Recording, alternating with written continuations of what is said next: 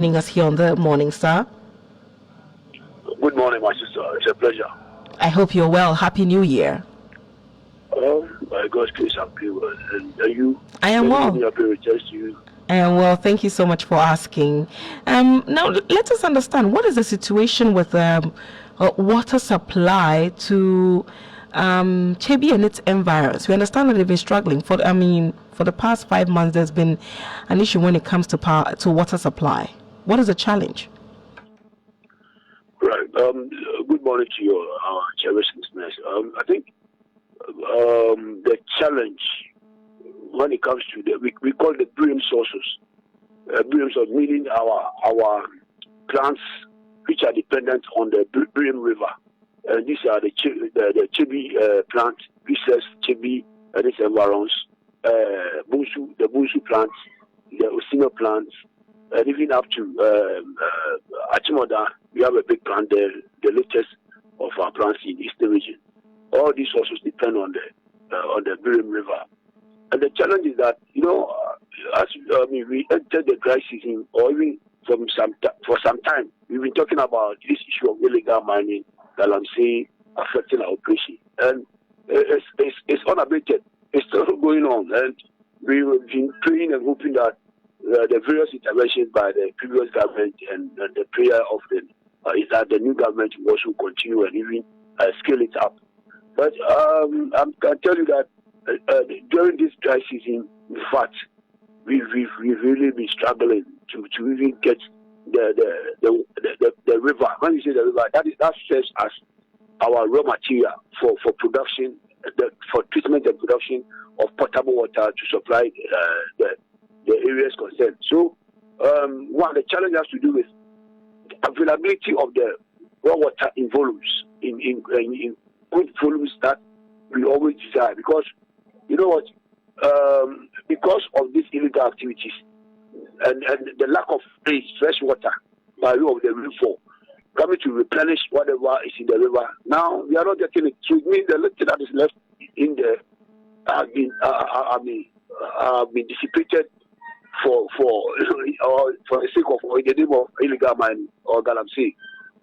Two, the quantity has really deteriorated. So sometimes when we see some of the figures of our the turbidity, what is it, turbidity? That is how dirty the raw water is. The level of pollution, eh? The level of, as a result of the level of pollution. So you go near or you get near the river, that's our extraction point, and you eventually see a mud flowing. As if, excuse me, somebody is ice skating. Sorry, excuse me, say ice skating, mass skating, what have been pounded there. Or cocoa tea. Maybe cocoa tea may be lighter, but it's serious. In fact, this is a matter that should continue to awaken all and sundry. I'm telling you, my sister, to the extent that take the story about 4-5 months and even beyond. Areas like Busu, Osino, and as for Achimoda, we've managed to deploy state-of-the-art technology where we have pounded the river, and the impoundment is said that even if there's dry season for a year, we can still depend on the impoundment. But the quality of the water there is very bad because of these activities of illegal mining and other human activities that affect the quality of the raw water. So too, we have the quantity of raw water that we need, and the quality is a big challenge now. And this is affecting our plants because our equipment, the motor, and let's say the pumps are not made to abstract filtered water, and the filtration is all as a result of this illegal mining and other human activities. And to the extent that once it continues to pump this water and these settlements are found in the equipment, it breaks down frequently, and it has to take the ingenuity of our engineers and our maintenance team to always bring this equipment on board. And if not, most of and those which are old and aging, I mean, we just break down and we have to spend so much to import this equipment to sustain our operation and sustain livelihoods, because you know what is like. Once we stop, it has its dire consequences. Another thing that we just realized is that our sources, I mean, when I say our sources, the brain, they are gradually drying up, all because of these activities. In fact, they are drying up, and we for instance, in Kofobia and some around Kofobia, we just over the last 5 days, in fact, there has been a relief of some rainfall that we hope will find its way into the river and replenish whatever that is there. So I think it's about hard time. Over stakeholders like we've always been clamoring for, show up our game and make sure we nip this thing in the bud. If not too late, and I'm sure it's not too late, we can still save our river bodies and water sources. What kind of impact is it having on the residents in the area to be without, consistent water supply, potable water supply for 5 months and over? How are they coping? Yeah, well, what is the consequences? Is obvious. One, you will not get water. And can you imagine, struggling for water, and especially around the dry season when the alternatives, that is, the wells are all drying up or are even dried up. So you can imagine. So it's serious. I can imagine, staying for a month or for a week, 2 weeks, 3 weeks, a month, and more, and without water, or struggling to get water. I have to get water, prepare for work, take care of the kids, bath them, do household chores, laundry, cooking, and what have you. And the very source, the very dependence on the water that will flow is absent. So I think this should be a cause for serious concern.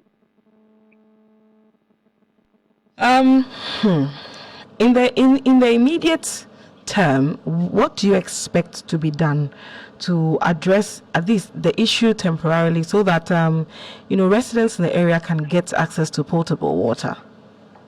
In fact, for instance, the plan as we march forward is to also look at an alternative of getting boreholes. For instance, when you come to Usino, if that place and Bushu is the worst case. Usino and Bushu is the worst case when it comes to the pollution of the water source, that is the river. So Usino, for instance, we have borehole, mechanized boreholes, having them as the alternative. When you go to Enyinam too, we also have the same borehole mechanized to serve them. So going forward it's all about funding. As and when the fund is available, we will deploy some of these measures on the ground to take care of in the worst case scenario where these rivers dried up eventually, and then we cannot have any source than to depend on these boreholes and boreholes to serve. And recently, the Ochihini ordered the removal of all galamsey equipment from the Birim River, with the hope that this would help reduce the turbidity of the river. Has that in any way, have you seen any visible change in terms of at least this from this order, or people are actively still doing the galamsey? I think let me take this opportunity to commend His Royal Majesty for this directive, and we pray that the perpetrators would take it to his call. And when you ask if you have started having the impact of this directive, I think it's too early because I think this directive was issued somewhere last week or so. Maybe if my memory serves me right. Yes. So it's too early. But until the directive is enforced, well, maybe we can take a stroll along the river, and then we will not see this equipment on site. I'm afraid this will continue because I think this one the discussion that I've been privy to is that it appears with the exit of the previous government, these people, maybe for fear of a drastic action being taken, are taking advantage of maybe the confirmation of the minister in charge and the DCs and the assembly member, and they are doing their own thing. So yeah, I think sometimes the appeal has to go to the security agencies to rise up, and also the citizens. Let's be citizen vigilante. These are very lively, and if we should sit down, or we will sit down and just watch this. Wanton destruction of the river bodies to go on or continue like that. I'm afraid. Our existence. It's in jeopardy. So the appeals, should go to our security agencies with the mandate to check this, and also the the residents and the citizen vigilantes to rise up and support the chiefs to combat this menace. But this whole Galamsey effect on water supply especially, and how it is impacting your operations, destroying your equipment among others, because look, like you mentioned, they were not meant to purify or purify water in this kind of condition.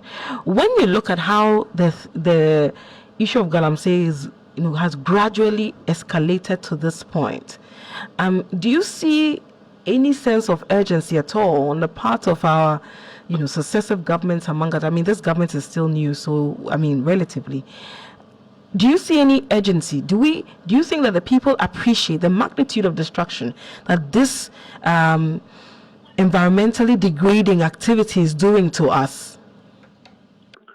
I think when it comes to urgency, we may see that as relative, but various governments can do their best, and I always say that their best may not be that enough, because you see, when government or the agencies responsible deploy our security men, operatives, be it the police, be it the military, they cannot be there 24/7. You see, the same operatives will have to move from one side to the other, and so immediately they come and maybe mount surveillance, carry out a swoop. Just as they leave the scene, these people will stage a comeback.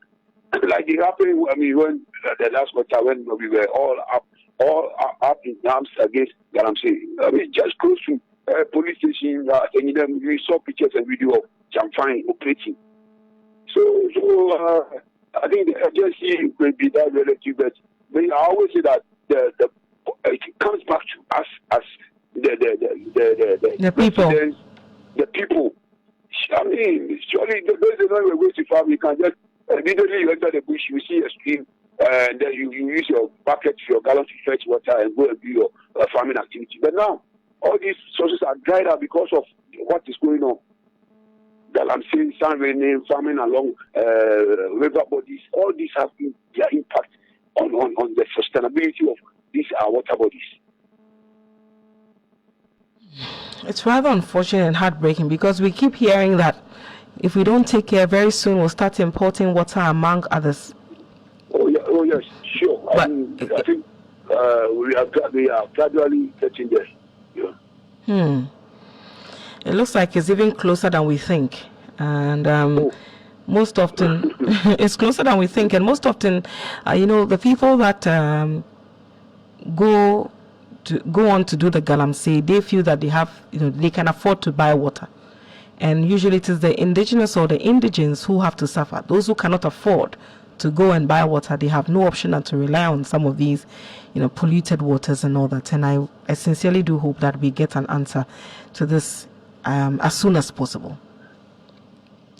That is our prayer. And I think as we hope and pray for the such divine intervention, the responsibility lies on all of us to also speak against, rise up against these things. Because, like we're saying, if these sources or the river bodies dries up, I mean, where are we going to get water to treat? And if we sink these boreholes and mechanize them, the lifespan of boreholes are limited. I mean, and especially I think if you have these facilities in your house, just for your house, during this dry season, most of these facilities have dried up, and it has the pressure on our supply to make sure we satisfy customers. So, I mean, because of the line up of these on Ghana water source is so, and it is affecting our ability to supply because high demand. So I think the like we sum it up, let's all stand up against this because even if you have money, I say you a galamsey or a operator, so you have money to buy sachet water. Now, do you know the source of that sachet water? And because of your illegal mining, activities with chemicals, degrading into the underground, it affects the water table. So you wouldn't know where the water you are drinking, the source, whether the borehole has been affected by the degradation of this chemical you have been using to do the mining. So sometimes you see, it's like I said, we don't take care. If they don't take care, or we all don't take care, it will come back to us. You have a relative, you have a family member who is into this, and when he or she goes and comes with money, you think that's all. It's not all about money. Sometimes money cannot buy life, and life here we are talking about water. We are talking about water. You see, those of us who are even lucky, or we are fortunate to be depending on the source from Ghana water, which is treated. That one I can assure you, treated and up to standard. What about those who are depending on the raw water from the rivers and the water bodies, which have been highly polluted because of the activities that we are talking about? Well, thank you so much for speaking to us. We are grateful for your time, sir. We're grateful too. You heard us speak to Kojo Darcy. He is the Eastern Regional Public Relations Officer for the Ghana Water Company Limited. It's very unfortunate that, we keep talking about this and it seems as though it's just conversations, just talk. But then illegal mining is wreaking a lot of havoc in different parts of the country. I mean, streams and rivers that used to flow freely in many of these areas are no more. Just because a few people feel that we need to take the gold in the ground, that we do not care the impacts that comes afterwards. We are not going to do it in a proper or laid down manner. We feel that the wealth is there and we also must enjoy it, and so we don't care the consequences it will have on other people. It can't and should not always be about the temporary or immediate benefits that one is going to get. Let's also look at the long-term effects. The way we are going with the environment, I keep saying that one day when the environment decides to fight back, there will be no hiding place for anyone. Unfortunately, even those of us who may not have contributed to this calamity will all be caught in its wrath, in its anger. And so we must do everything we can to stop illegal mining. It is hurting our environment. It's hurting us as a people. It's affecting unborn children. It's causing so many diseases and all that. You've heard from the Ghana Medical Association and all those things.